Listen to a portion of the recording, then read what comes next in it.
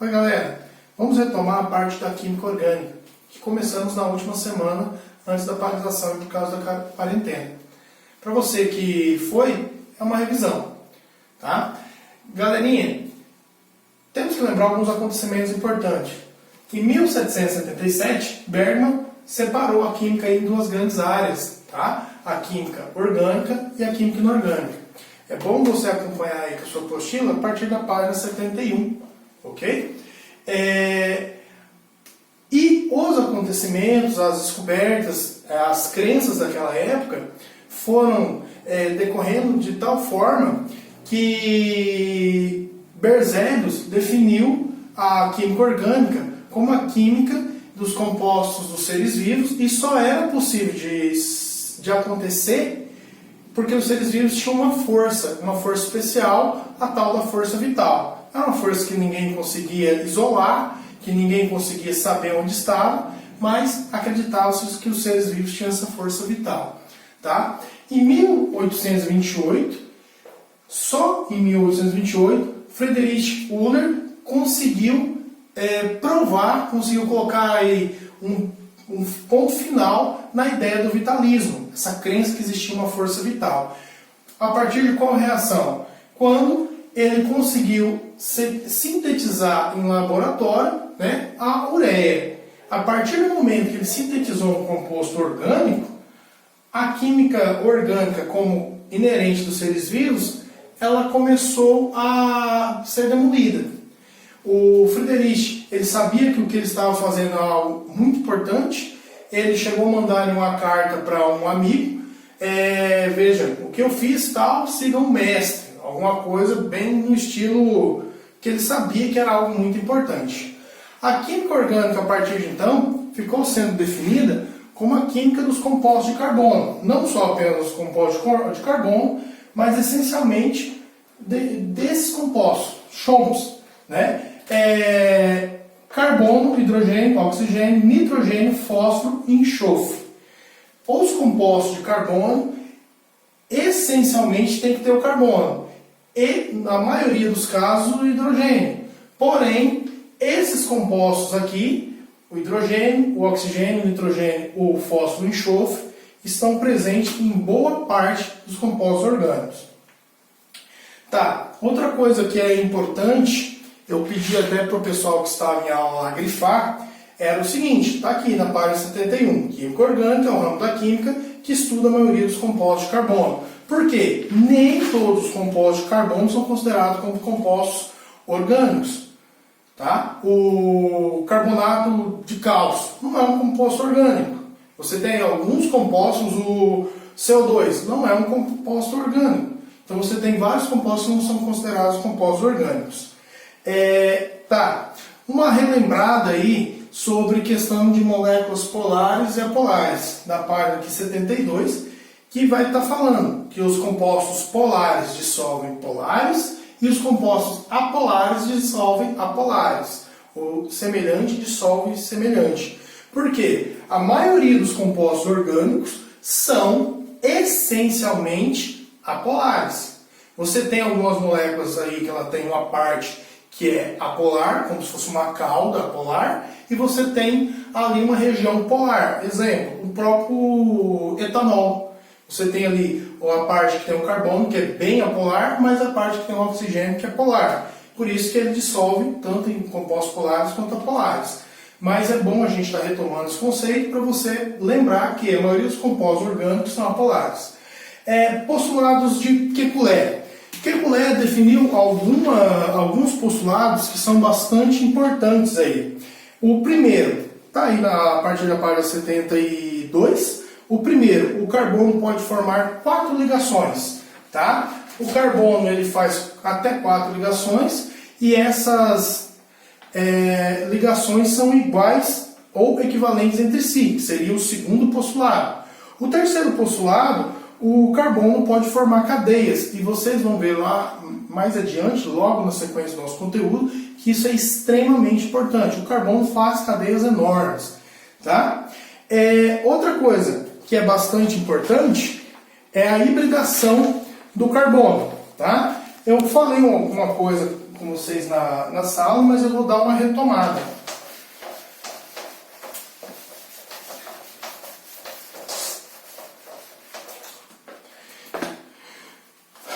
Se você se lembra, o carbono ele tem um número de prótons igual a 6. O seu número atômico é 6. Dessa forma, o carbono também tem 6 elétrons. E nós já aprendemos lá no primeiro ano que todo elemento, para ficar estável, ele busca ter 8 elétrons na última camada. Ou 2, se ele tiver apenas a primeira camada. Vou representar de forma aqui para a gente retomar o que eu estou falando. Imagine que aqui, esse N seria o núcleo do carbono, que nas reações químicas ordinárias aí não é muito importante. Depois do núcleo, a primeira camada que vem é a primeira ou a L. A segunda é a K. A primeira camada ela tem um subnível S. A K ela tem o subnível S e o subnível P. O subnível S ele tem apenas um orbital. Eu vou representar o orbital. O que seria o orbital? Seria aqui dentro do subnível onde que esses elétrons estão. O subnível K ele tem o S com um orbital e tem o P com 3 orbitais. Ok? Como o carbono tem 6 elétrons, aqui no primeiro orbital ele tem 1 elétron, 2 elétrons. Pela regra de Hond, eles são preenchidos sempre com seus spins contrários, e pela regra de Hond, eles são preenchidos de forma a ocupar o máximo de orbitais possível dentro de um subnível. Como só tem um só, tanto faz. Mas olha aqui, 1, 2 elétrons, 3, 4, 5, 6. No subnível P, os elétrons não ficam emparelhados.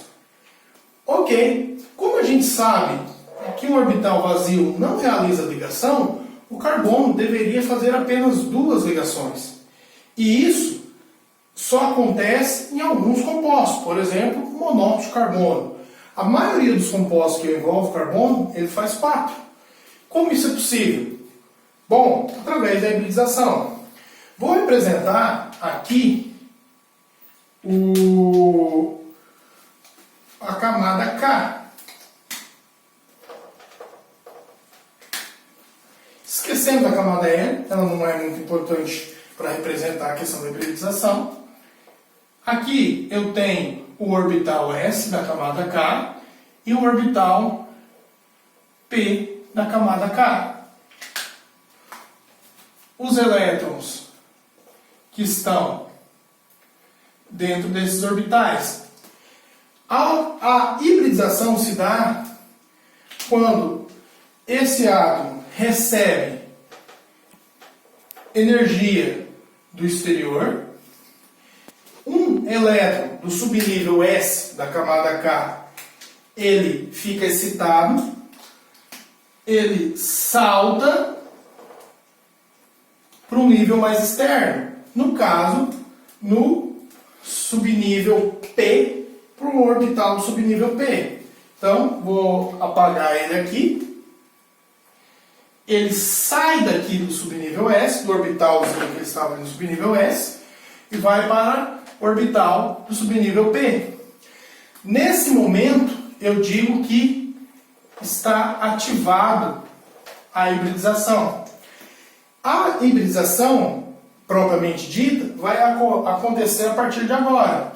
E ela pode acontecer de 3 formas. Formando a hibridização SP, SP2 e SP3. Ok? O que acontece? Nesse momento que esse elétron fica excitado e salta para um subnível mais externo, o subnível P baixa o nível de energia dele, ele se aproxima do núcleo, e o subnível S se distancia do núcleo. E eles se fundem.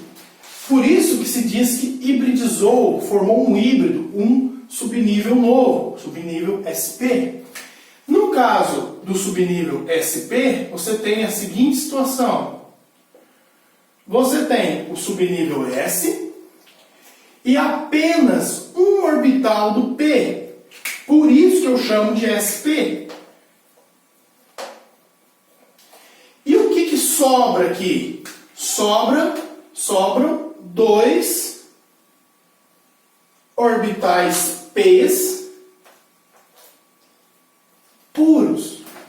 Esses dois orbitais P's puros seria como se ele quebrasse aqui um dos seus orbitais juntasse com o S e dois ficassem puros. O sp2, você já deve estar entendendo qual foi a seguinte situação. Ele fica com um subnível S, o S só tem um mesmo, e dois P's, por isso sp2.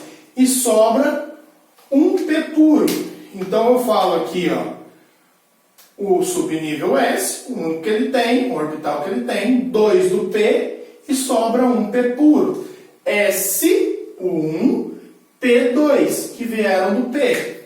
E o subnível P3, ou a hibridização sp3, se une o S e o orbital, os três orbitais P's. Por isso, SP, 1, 2, 3 de orbitais com seus respectivos elétrons. Ok? Tá, mas e daí? Para que isso é importante? Para que será relevante aqui para a gente? Eu vou dar uma divididinha aqui no quadro para a gente não misturar.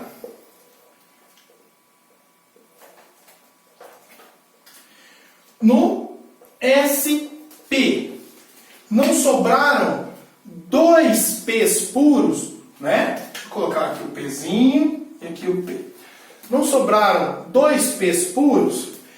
São estes P's puros que vão realizar ligações duplas, tá? Então você vai ter algum composto que será da seguinte forma. Olha só. Essa segunda ligação, essas duas segundas ligações, eu chamo de ligações do tipo π. As ligações do tipo π, elas só se dão em orbitais P's puros e não em orbitais P's híbridos. Então, nesse caso, só de eu olhar aqui para esse carbono, que tem duas ligações duplas, eu consigo dizer, ó, esse carbono é uma hibridização do tipo sp. E as ligações simples, as primeiras ligações, eu chamo do tipo sigma. Toda ligação simples é sigma. Ou a primeira ligação de uma ligação dupla, ou a primeira ligação de uma ligação tripla. O sp2, deixa eu dar um exemplo. O sp2, ele sobrou apenas um orbital P puro, então ele tem apenas uma ligação do tipo π. Por exemplo,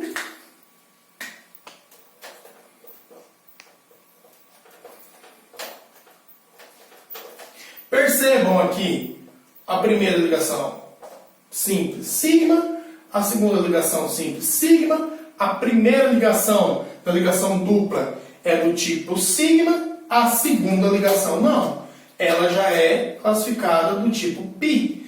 Então eu percebo que só tem um orbital P puro. Por isso eu já sei que é do tipo sp2, que no sp2 só sobra um P puro.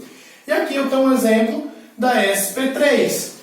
A sp3, obviamente você consegue perceber que todos os orbitais P estão juntos ali com S, todos eles hibridizaram. Então será o carbono com 4 ligações do tipo sigma. Só ligações simples, ok? Ah, aqui também, na ligação do tipo sp, acontece quando o carbono faz uma tripla ligação. Por quê? A primeira ligação simples aqui é sigma. A primeira da tripla é sigma, a segunda é do tipo π e a terceira é do tipo π também. Ok? Galera, agora retomando outro conceito que a gente já conversou, tá? Que é o conceito de NOx. Mas o que é NOx? São as reações aí de óxido-redução. NOx é a carga real em compostos do tipo iônicos, ou que o átomo assume como a carga fictícia que ele assume em composto do tipo covalente. Como nós estamos falando de química orgânica, estamos falando de compostos essencialmente covalentes, vai ser cargas que o carbono está assumindo. E o NOx que o carbono pode assumir é de -4 a +4. Vamos pegar um exemplo? Aqui eu vou fazer um composto. O tetracloretano. O tetracloretano, tetra, porque tem 4, cloro, que são 4 cloros. Você tem um carbono ligado a 4 cloros. E os cloros, ou o cloro, ele é bem mais eletronegativo do que o carbono. Vamos representar como Lewis ensinou os elétrons como bolinhas. O cloro, ele tem 7 na última camada, mas isso agora não é relevante. O que eu quero saber é o seguinte, ele está compartilhando um com o carbono. Aqui eu tenho os 4 elétrons do carbono e eu tenho os 4 elétrons que fazem a ligação com o carbono do cloro sendo representados. Aqui eu vou representar a ligação covalente. Ok. Mas vamos pensar, se o cloro ele é mais eletronegativo, ele atrai o elétron do carbono para próximo dele. Então, a verdade é que, tá vendo esse elétron aqui do carbono? Durante a ligação, ele não fica aqui do lado do carbono. Ele sai daqui e fica mais próximo do cloro. Como o elétron tem carga negativa, esse carbono assume uma carga positiva. Todos os elétrons dele ficam mais próximos do cloro do que dele. Então, cada um dos cloros assume uma carga de -1, que veio do elétron do carbono que ele está atraindo para si. E o carbono assume a carga de +4. Vamos agora pegar um outro exemplo, que seria o contrário. Eu tenho aqui agora o metano, que é o carbono ligado a 4 hidrogênios. Metano é um gás, principal componente aí do gás natural, é um gás inflamável. E é o gás que as vacas soltam aí na flatulência. O carbono, agora, ele é mais eletronegativo, ele tem uma maior atração por elétrons do que o hidrogênio. Então, esse elétron aqui do hidrogênio não está perto do hidrogênio, está perto do carbono. Ó, mais um, que é a carga que o hidrogênio assumiu. E isso, respectivamente, com os outros hidrogênios.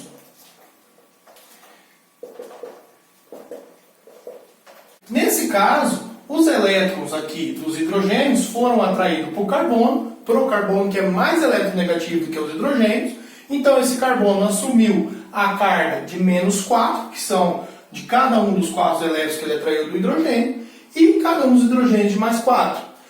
Importante, se não for um composto iônico, você sempre vai considerar que a soma aqui das cargas tem que dar 0. Ok? Agora eu vou falar da classificação dos átomos de carbono. Essa aqui é bastante simples. Os átomos de carbono podem ser classificados como P de primário, S de secundário, T de terciário, Q de quaternário N de nulário. Importante, até a nossa apostila traz que alguns autores não consideram o carbono nulo ou nulário. Por exemplo, o metano, aqui ó, que seria um exemplo de um carbono nulário, esses autores chamam ele de primário. Quais são os critérios para mim estar classificando isso? Um carbono do tipo primário, ele faz ligação com apenas um carbono. Nesse caso, esse carbono liga-se a um carbono. Vamos imaginar aqui que ele está ligado às suas outras 3 ligações, cada um deles, com hidrogênios. Aqui eu tenho um carbono que eu posso classificá-lo como primário e esse, primário também. Não vá colocar como secundário, viu? Não é a quantidade de carbonos, mas a quantidade de ligações que eles fazem com outro carbono. Um carbono do tipo secundário.